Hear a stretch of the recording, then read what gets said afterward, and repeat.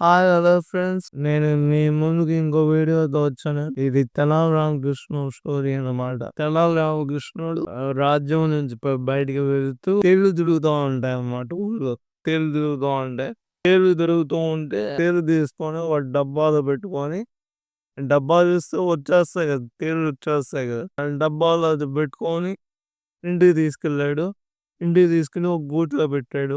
గూట్లో పెడితే రాత్రి ఒక దొంగ వచ్చాడు. దొంగ వచ్చిన తర్వాత ఏమైందంటే, గూట్లో మీ అన్నయ్య ఇచ్చిన బంగారు ఉంగరం పెట్టాను, జాగ్రత్త పెట్టా.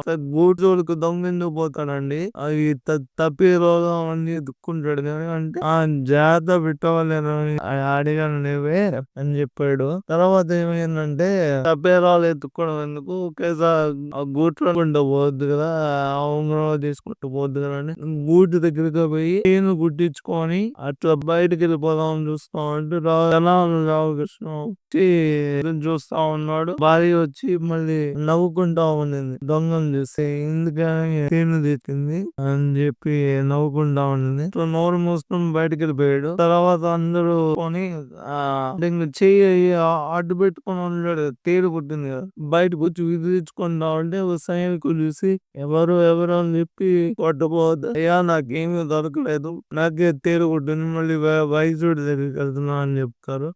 అదే ఫ్రెండ్స్, నెక్స్ట్ ఇంకో తన రామకృష్ణ స్టోరీతో మీ ముందుకు వస్తాను. లైక్ చేయండి, షేర్ చేయండి, సబ్స్క్రైబ్ చేయండి.